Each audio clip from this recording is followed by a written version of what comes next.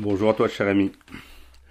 Reprenons notre lecture dans La crise du monde moderne de René Guénon. Et nous sommes arrivés au chapitre 5, l'individualisme. Donc cet individualisme qui caractérise les sociétés modernes. Je commence la lecture. Ce que nous entendons par individualisme, c'est la négation de tout principe supérieur à l'individualité. Et, par suite, la réduction de la civilisation dans tous les domaines aux seuls éléments purement humains. C'est donc, au fond, la même chose que ce qui a été désigné à l'époque de la Renaissance sous le nom d'humanisme. Comme nous l'avons dit plus haut, et c'est aussi ce qui caractérise proprement ce que nous appelions tout à l'heure le point de vue profane, tout cela en somme n'est qu'une seule et même chose sous des désignations diverses. Et nous avons dit encore que cet esprit profane se confond avec l'esprit anti-traditionnel, en lequel se résument toutes les tendances spécifiquement modernes. Ce n'est pas sans doute que cet esprit soit entièrement nouveau. Il y a eu déjà à d'autres époques des manifestations plus ou moins accentuées, mais toujours limitées et aberrantes, et qui ne s'étaient jamais étendues à tout l'ensemble d'une civilisation comme elles l'ont fait en Occident au cours de ces derniers siècles. Donc une petite pause ici. Donc l'individualisme a déjà existé à d'autres époques, comme à la Renaissance par exemple, ce qu'on appelle l'humanisme. Donc c'est un synonyme d'anti-tradition. Ok. Et ça caractérise l'Occident où ça s'est généralisé, comme le dit l'auteur, alors que c'était à d'autres époques et à d'autres endroits juste des épiphénomènes. C'est-à-dire que là, c'est comme si une maladie qui de temps en temps apparaissait ici et là, qui était facilement vaincue, s'était généralisée dans une société à une époque précise. Donc l'époque moderne chez les Occidentaux. Et donc c'est ce que dénonce ici l'auteur pour montrer la gravité de la chose, la gravité de la profondeur du Kali Yuga dans lequel nous sommes. Je reprends ma lecture. Ce qui ne s'était jamais vu jusqu'ici, c'est une civilisation édifiée tout entière sur quelque chose de purement négatif. Sur ce qu'on pourrait appeler une absence de principe. C'est là précisément ce qui donne au monde moderne son caractère anormal.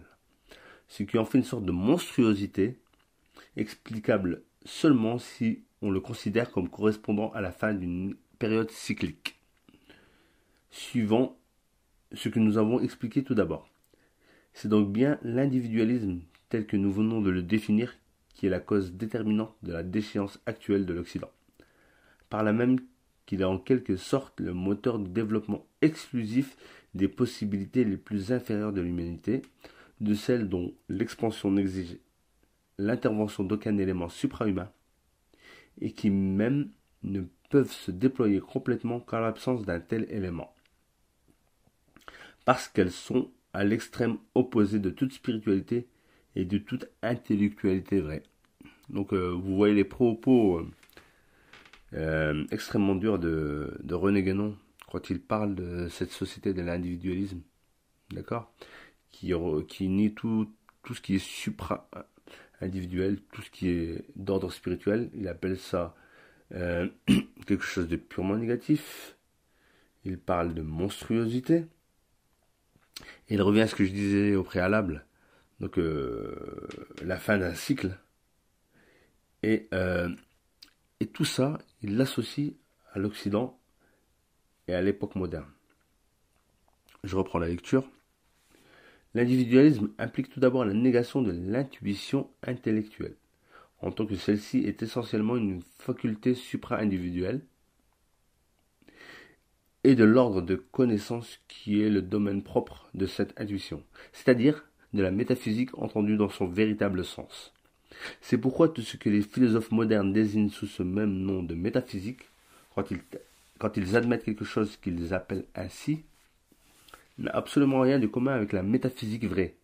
Ce ne sont que constructions rationnelles ou hypothèses imaginatives, donc conceptions toutes individuelles et dont la plus grande partie d'ailleurs se rapporte simplement au domaine physique, c'est-à-dire à la nature, même s'il se rencontre là-dedans quelques questions qui pourraient être rattachées effectivement à l'ordre métaphysique, la façon dont elle est envisagée et traitée la réduit encore à n'être que de la pseudo-métaphysique, et rend du reste impossible toute solution réelle et valable. Il semble même que pour les philosophes, il s'agisse de poser des problèmes, fussent-ils artificiels et illusoires, bien plus que de les résoudre. Ce qui est un des aspects du besoin désordonné de la recherche pour elle-même, c'est-à-dire de l'agitation la plus vaine dans l'ordre mental, aussi bien que dans l'ordre corporel. Il s'agit aussi, pour ces mêmes philosophes, d'attacher leur nom à un système, c'est-à-dire à un ensemble de théories strictement bornées et délimitées, et qui soient bien à eux, qui ne soient rien d'autre que leur œuvre propre.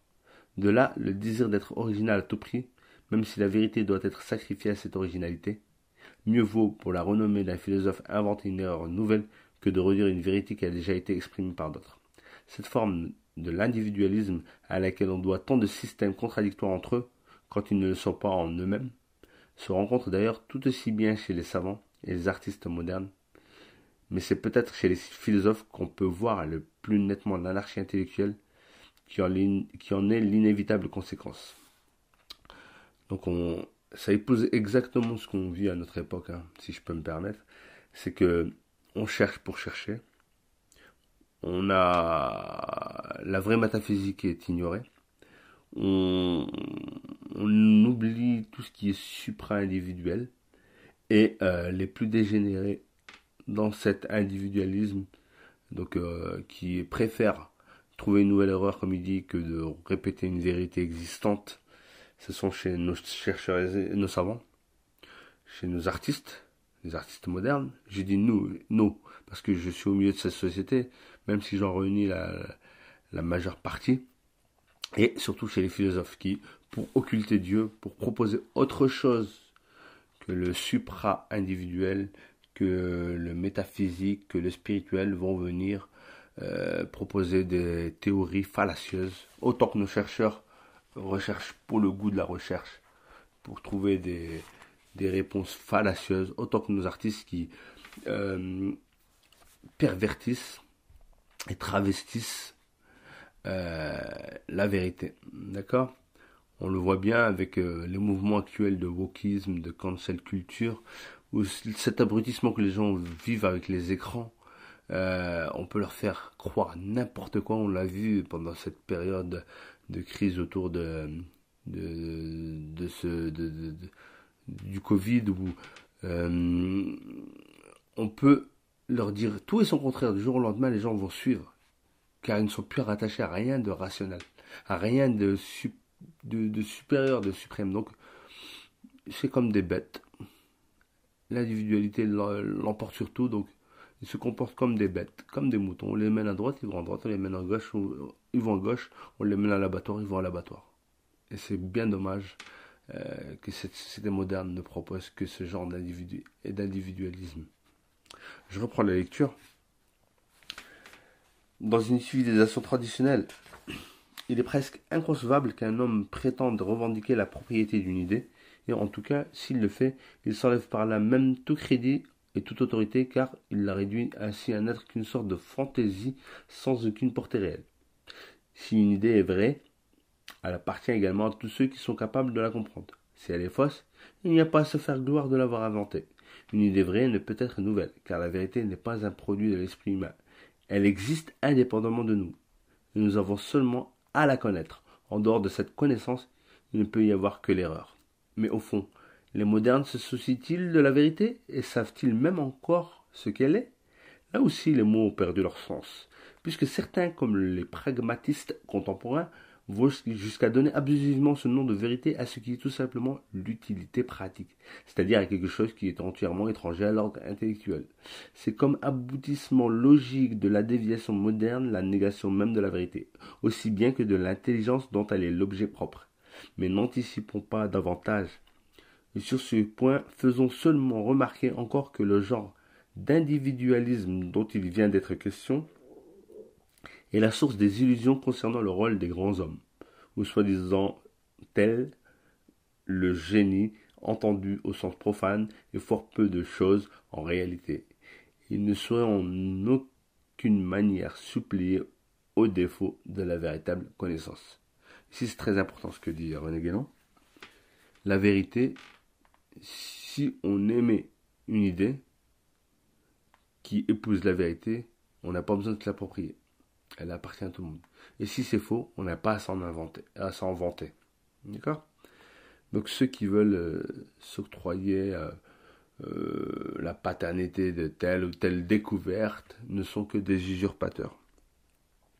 Si c'est une vérité, c'est qu'elle a toujours existé. Elle n'a pas à être inventée, elle n'a pas à être privatisée, on va dire. Et voilà, ça me fait penser à, on en vient à privatiser toutes choses.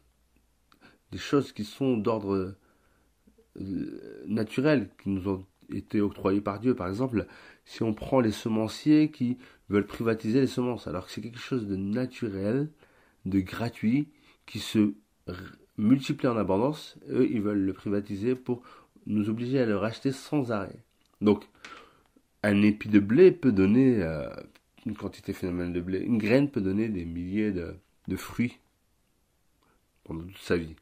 Et eux, ils veulent s'octroyer le droit en mélangeant, en faisant des chimères, de produire des graines stériles pour qu'on doive les acheter constamment chez eux. Et ils vont arriver à privatiser, ils ont privatisé l'eau, et bientôt ils vont privatiser l'air. Quelle aberrance, quelle aberrance, quelle aberrance.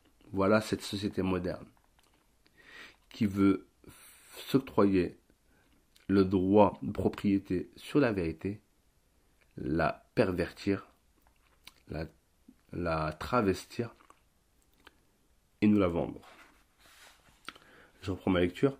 Puisque nous avons parlé de la philosophie, nous signalerons encore, sans entrer dans tous les détails, quelques-unes des conséquences de l'individualisme dans ce domaine. La première de toutes fut, par la négation de l'intuition intellectuelle, de mettre la raison au-dessus de tout, de faire de cette faculté purement humaine et relative la partie supérieure de l'intelligence, ou même d'y réduire celle-ci tout entière. C'est là ce qui constitue le rationalisme, dont le véritable fondateur fut Descartes. Cette limitation de l'intelligence n'était d'ailleurs qu'une première étape.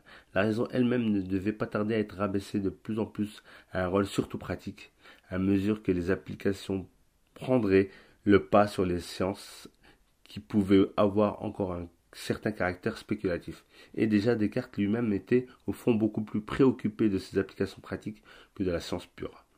Mais ce n'est pas tout. L'individualisme entraîne inévitablement le naturalisme, puisque tout ce qui est au-delà de la nature est par là même hors de l'atteinte de l'individu comme tel.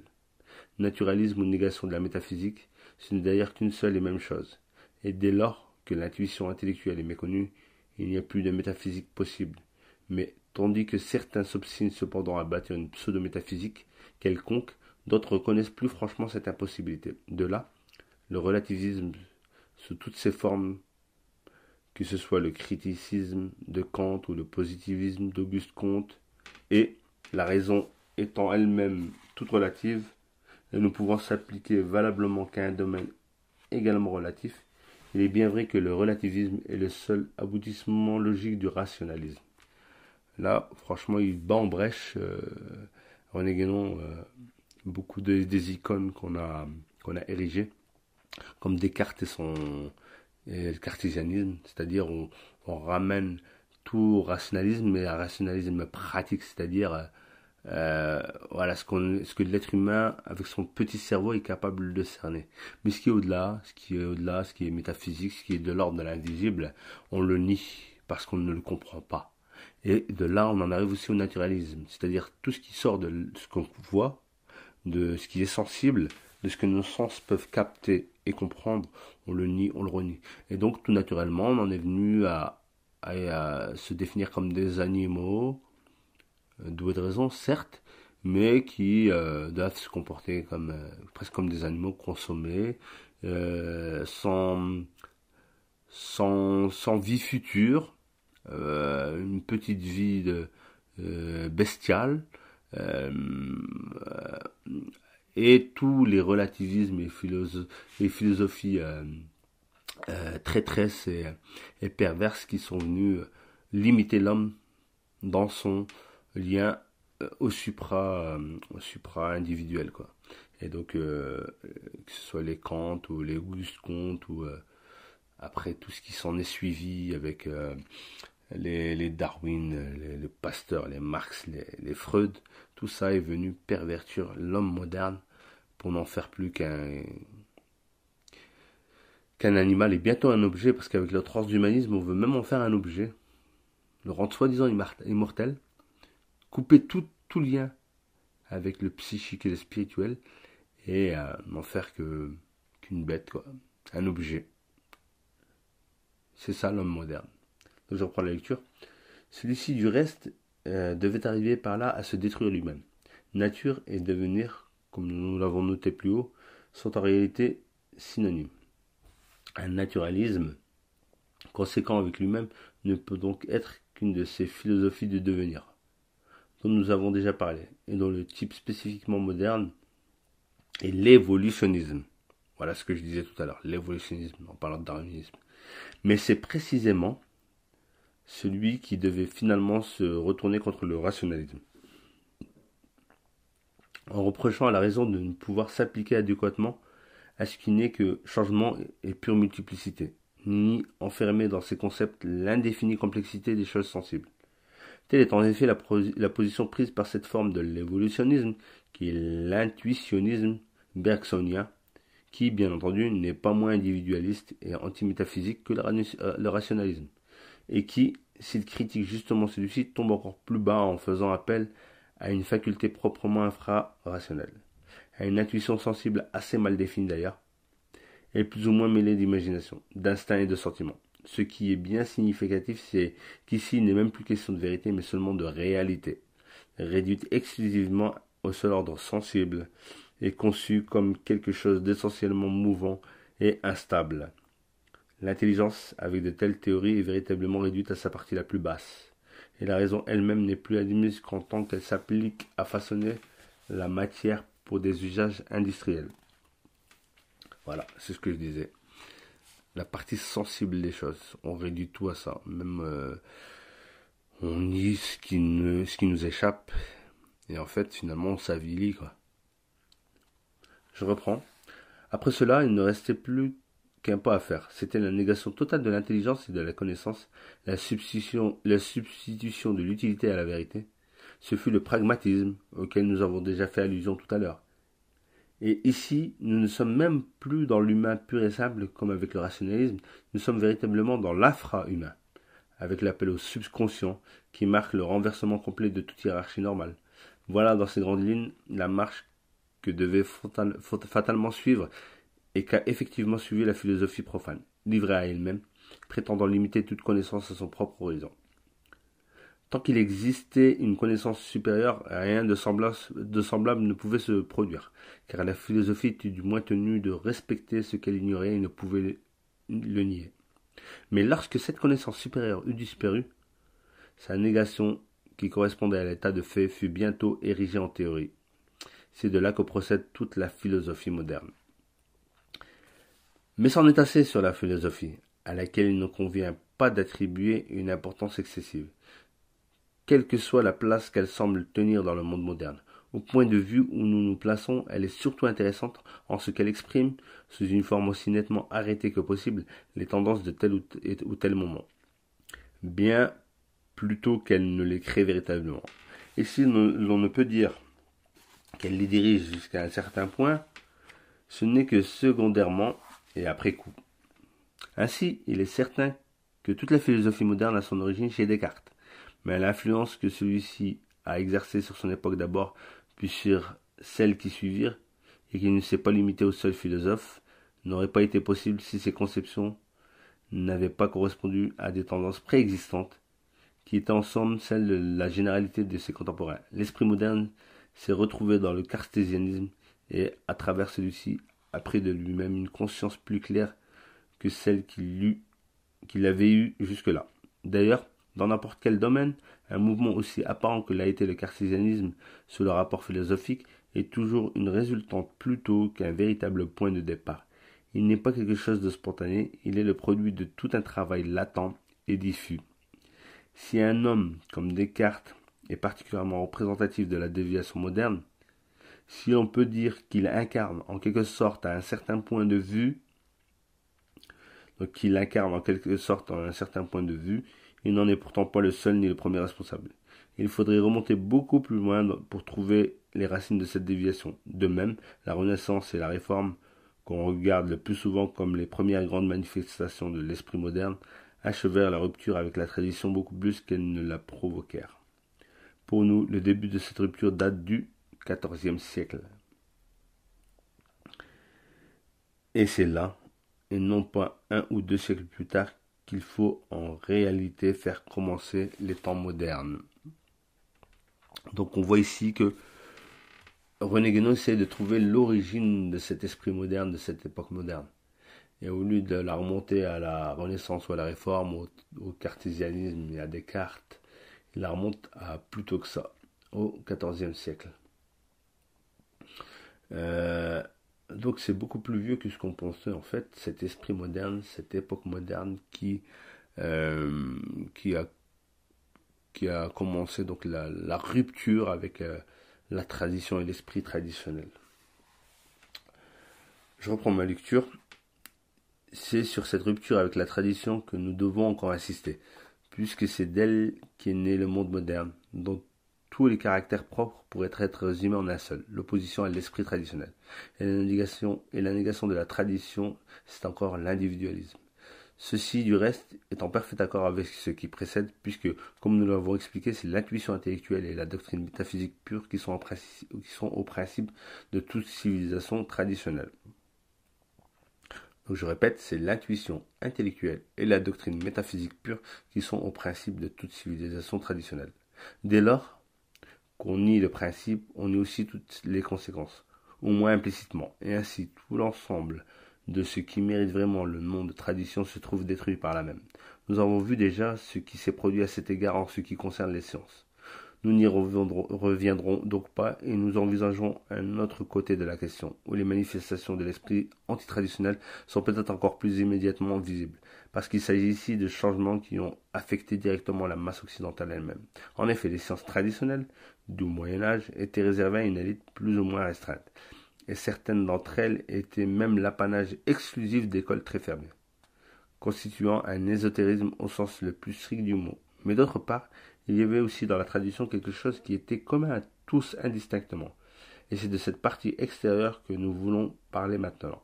La tradition occidentale était alors extérieurement une tradition de forme spécifiquement religieuse, représentée par le catholicisme. C'est donc dans le domaine religieux que nous allons avoir à envisager la révolte contre l'esprit traditionnel. Révolte qui, lorsqu'elle a pris une forme définie, s'est appelée le protestantisme.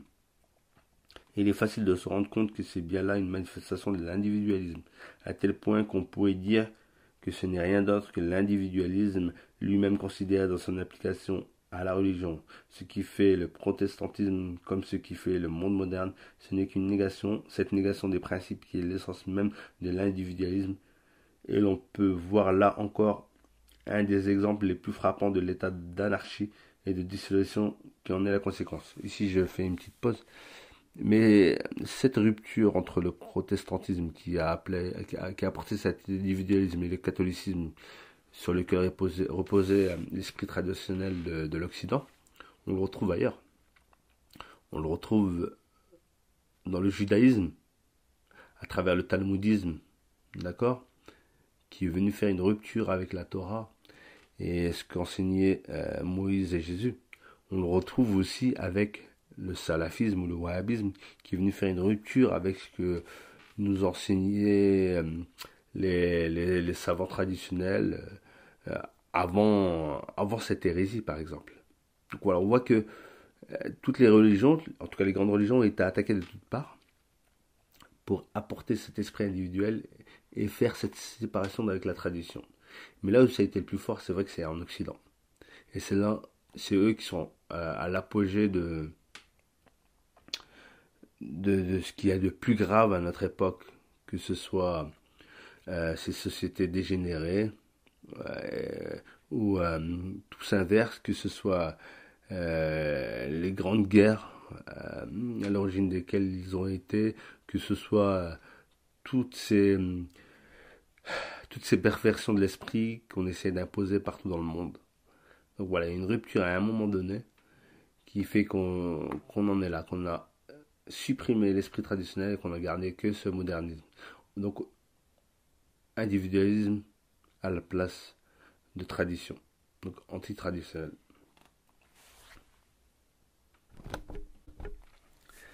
Je reprends la lecture. Qui dit individualisme dit nécessairement refus d'admettre une autorité supérieure à l'individu, aussi bien qu'une faculté de connaissance supérieure à la raison individuelle. Les deux choses sont inséparables l'une de l'autre. Par conséquent, l'esprit moderne devrait rejeter toute autorité spirituelle au vrai sens du mot, prenant sa source dans l'ordre supra-humain, et toute organisation traditionnelle qui se base essentiellement sur une telle autorité, quelle que soit d'ailleurs la forme qu'elle revête, forme qui diffère naturellement suivant les civilisations. C'est ce qui arrive en effet à l'autorité de l'organisation qualifiée pour interpréter légitimement la tradition religieuse de l'Occident. Le protestantisme prétendit substituer ce qu'il appela le libre examen, c'est-à-dire l'interprétation laissée à l'arbitraire de chacun, même des ignorants et des incompétents, et fondée uniquement sur l'exercice de la raison humaine. C'était donc dans le domaine religieux l'analogue de ce qu'allait être le rationalisme en philosophie. C'était la porte ouverte à toutes les discussions, à toutes les divergences, à toutes les déviations, et le résultat fut ce qu'il devait être, la dispersion en une multitude toujours croissante de sectes, dont chacune ne représente que l'opinion particulière de quelques individus. Comme il était dans ces conditions impossible de s'entendre sur la doctrine, celle-ci passa vite au second plan, et c'est le côté secondaire de la religion, nous voulons dire la morale, qui prit la première place. De là cette dégénérescence en moralisme, qui est si sensible dans le protestantisme actuel, il s'est produit là un phénomène parallèle à celui que nous avons signalé à l'égard de la philosophie. La dissolution doctrinale, la disparition des éléments intellectuels de la religion entraînait cette conséquence inévitable. Partant du rationalisme, on devait tomber au sentimentalisme, et c'est dans les pays anglo-saxons qu'on en pourrait trouver les exemples les plus frappants. Ce dont il s'agit alors, ce n'est plus de religion, mais même amoindrie et déformée, c'est tout simplement de religiosité, c'est-à-dire de vagues aspirations sentimentales qui ne se justifient par aucune connaissance réelle. Et à ce dernier stade correspondent des théories comme celle de l'expérience religieuse de William James, qui va jusqu'à voir dans le subconscient le moyen pour l'homme d'entrer en communication avec le divin. Ici, les derniers produits de la déchéance religieuse fusionnent avec ceux de la déchéance philosophique.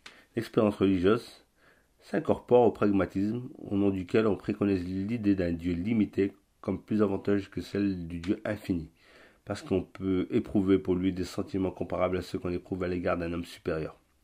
Et en même temps, par l'appel au subconscient, on en arrive à rejoindre le spiritisme et toutes les pseudo-religions caractéristiques de notre époque que nous avons étudiées dans d'autres ouvrages. D'un autre côté, la morale protestante éliminant de plus en plus toute base doctrinale finit par dégénérer en ce qu'on appelle la morale laïque, qui compte parmi ses partisans les représentants de toutes les variétés du protestantisme libéral, aussi bien que les adversaires déclarés de toute idée religieuse. Au fond, chez les uns et les autres, ce sont les mêmes tendances qui prédominent, et la seule différence est que tous ne vont pas aussi loin dans le développement logique de tout ce qui s'y trouve impliqué. Petite parenthèse ici, on voit que Satan est à l'œuvre et que son œuvre est bien élaborée. Donc il a fait dévier les religions traditionnelles pour en faire quelque chose qui se rapproche de la philosophie, quelque chose de vraiment moderne. Il a fait sortir le principe de laïcité des loges pour décorréler la religion du cœur des gens.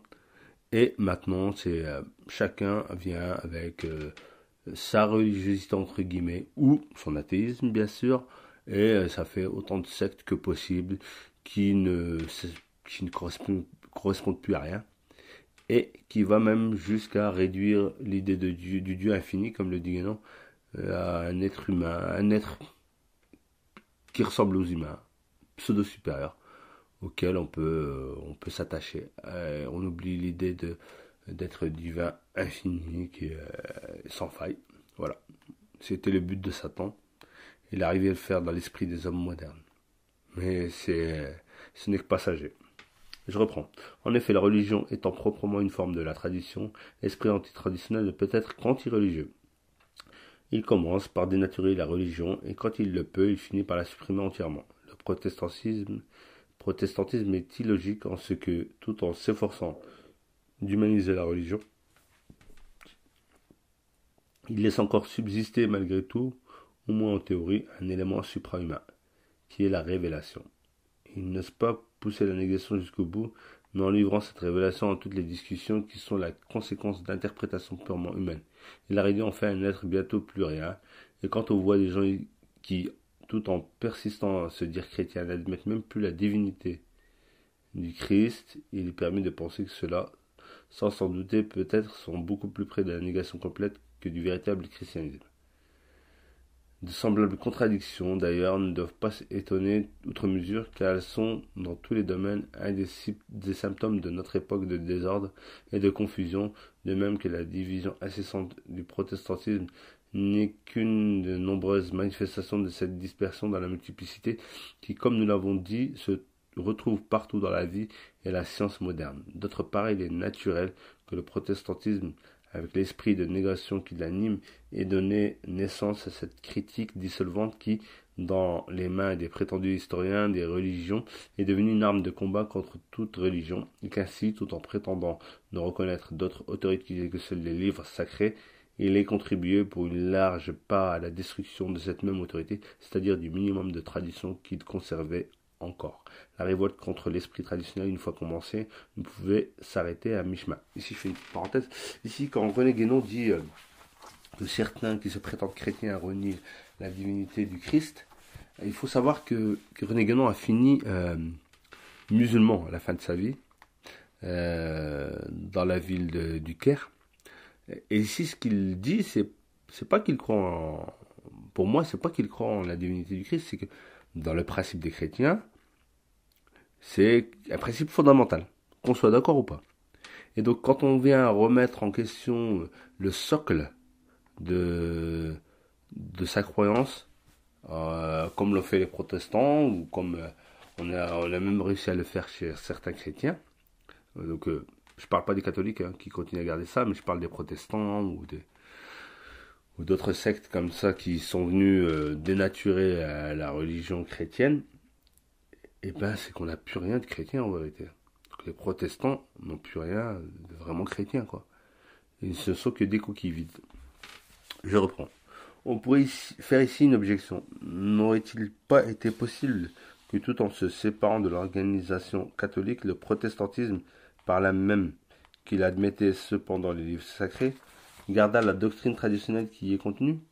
C'est l'introduction du libre examen qui s'oppose absolument à une telle hypothèse, puisqu'elle permet toutes les fantaisies individuelles. La conservation de la doctrine suppose d'ailleurs un enseignement traditionnel organisé par lequel se maintient l'interprétation orthodoxe. Et en fait, cet enseignement dans le monde occidental s'identifiait au catholicisme.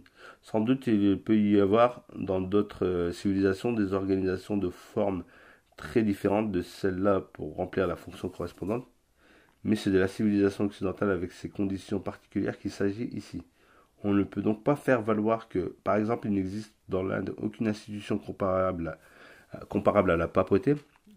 Le cas est tout différent. D'abord parce qu'on n'a pas affaire à une tradition de forme religieuse au sens occidental de ce mot, de sorte que les moyens par lesquels elle se conserve et se transmet ne peuvent pas être les mêmes. Et ensuite parce que l'esprit hindou étant tout autre que l'esprit européen, la tradition peut avoir par elle-même, dans le premier cas, une puissance qu'elle ne saurait avoir dans le second, sans l'appui d'une organisation beaucoup plus strictement définie dans sa constitution extérieure. Nous avons déjà dit que la tradition occidentale, depuis le christianisme, devait nécessairement être revêtue d'une forme religieuse. Il serait trop long d'en expliquer ici toutes les raisons, qui ne peuvent être pleinement comprises sans faire appel à des considérations assez complexes.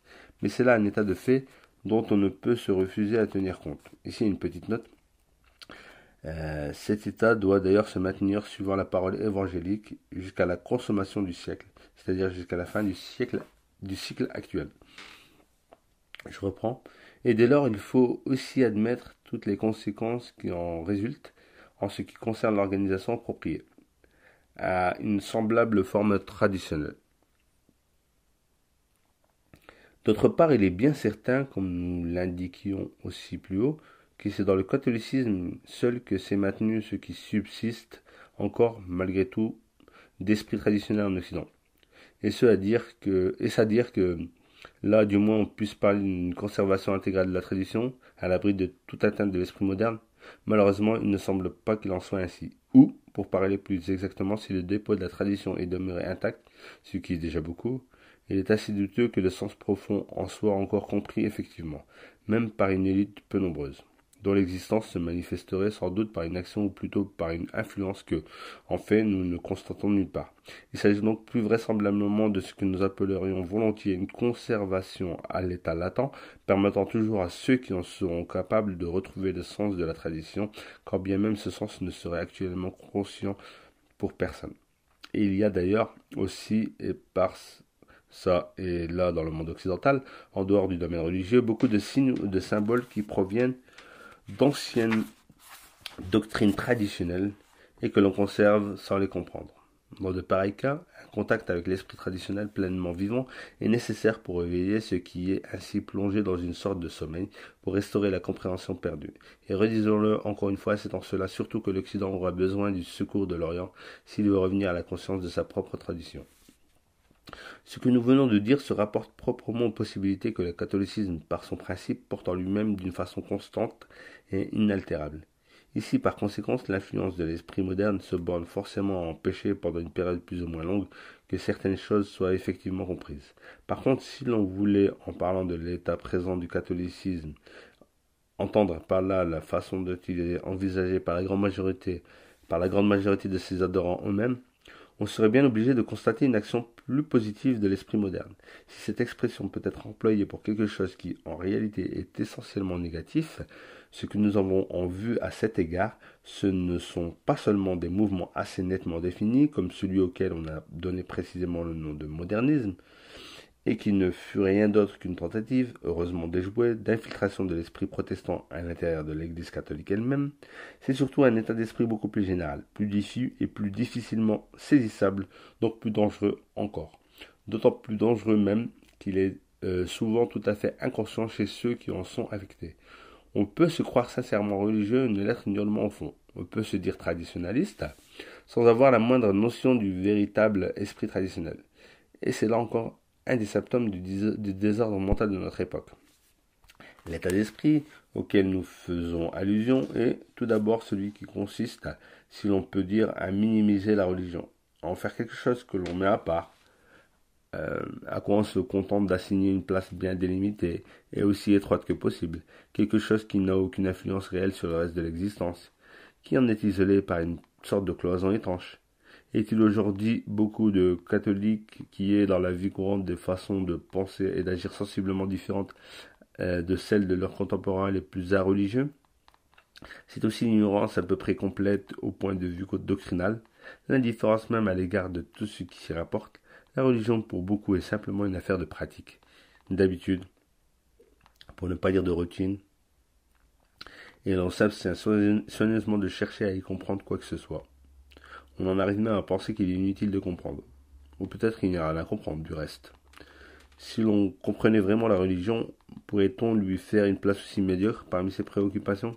La doctrine se trouve donc en fait oubliée ou réduite à presque rien, ce qui se rapproche singulièrement de la conception protestante, parce que c'est en effet des mêmes tendances modernes, opposées à toute intellectualité.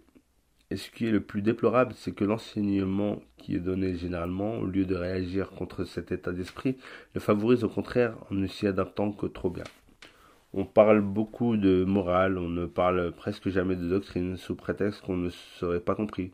La religion maintenant n'est plus que du moralisme, ou du moins il semble que personne ne veuille plus voir ce qu'elle est réellement, et qui est tout autre chose.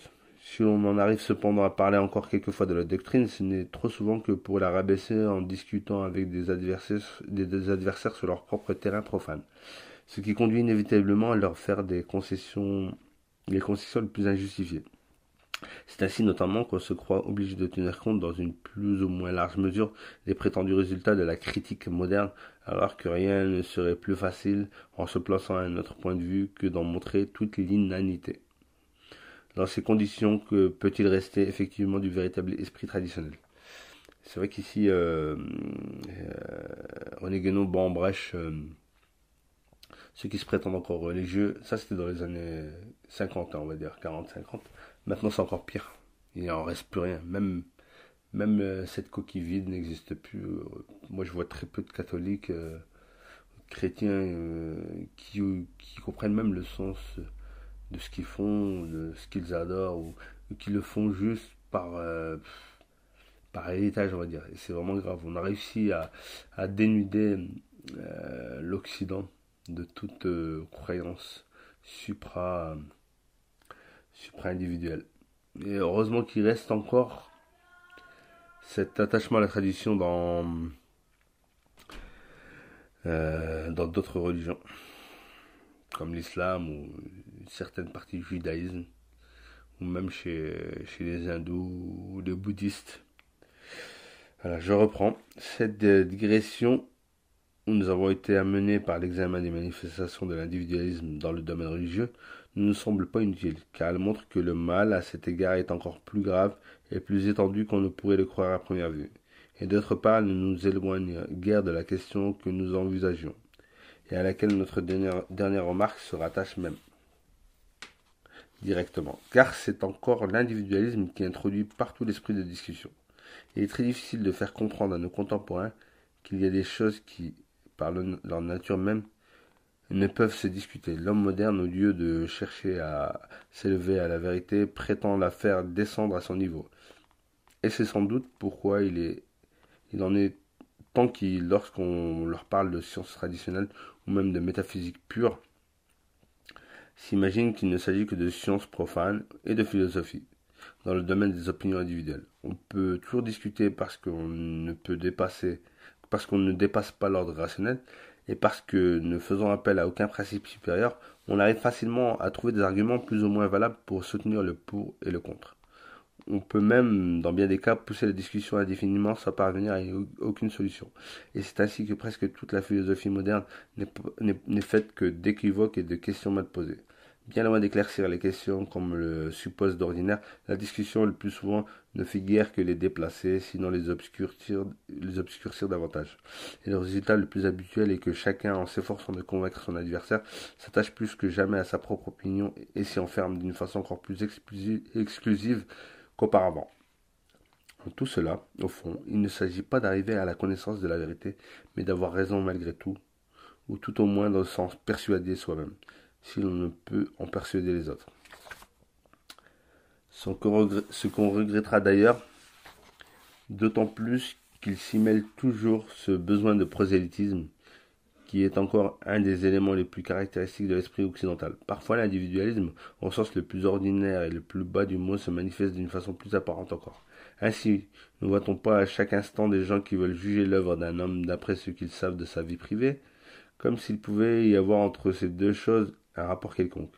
De la même tendance, jointe à la manie du détail, dérive aussi, notons-le, en passant, l'intérêt qu'on attache aux moindres particularités de l'existence des grands hommes, et l'illusion que se donne d'expliquer tout ce qu'ils ont fait par une sorte d'analyse psychophysiologique.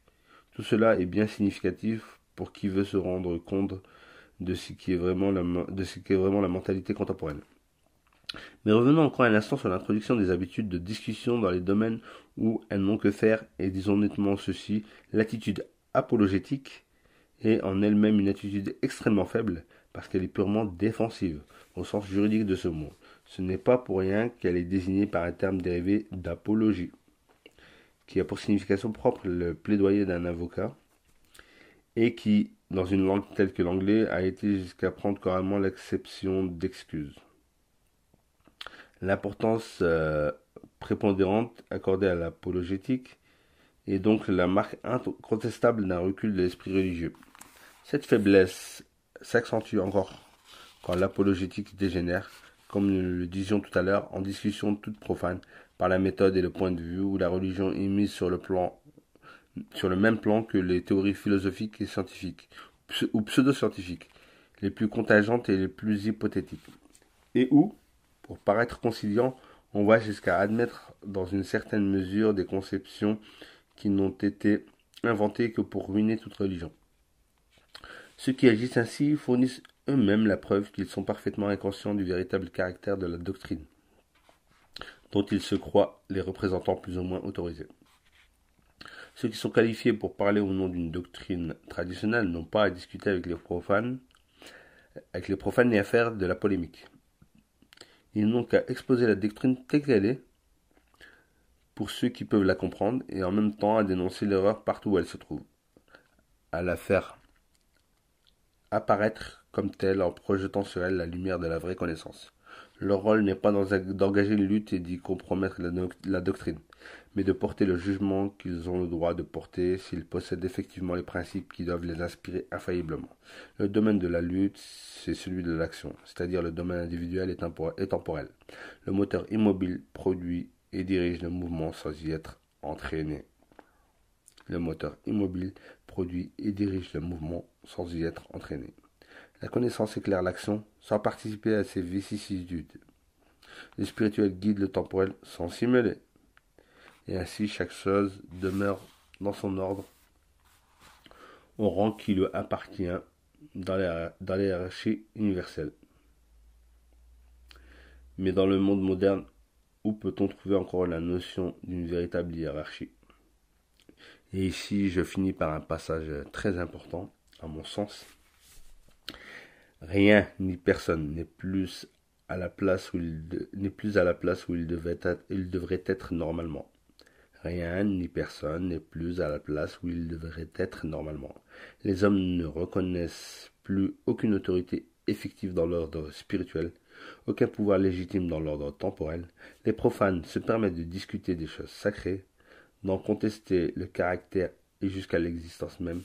C'est l'inférieur qui juge le supérieur, l'ignorance qui impose des bornes à la sagesse, l'erreur qui prend le pas sur la vérité, l'humain qui se substitue au divin, la terre qui l'emporte sur le ciel, l'individu qui se fait la mesure de toutes choses et prétend dicter à l'univers des lois tirées tout entières de sa propre raison relative et faillible.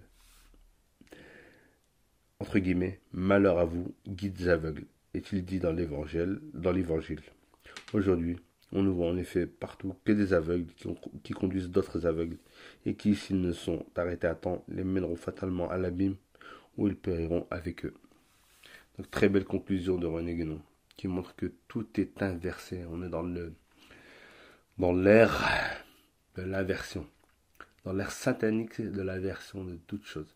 C'est la terre qui veut guider au ciel, c'est l'humain qui veut enfermer le divin, c'est l'ignorant qui veut dicter les choses à la sagesse, c'est l'erreur qui supplante la vérité, etc., etc., etc.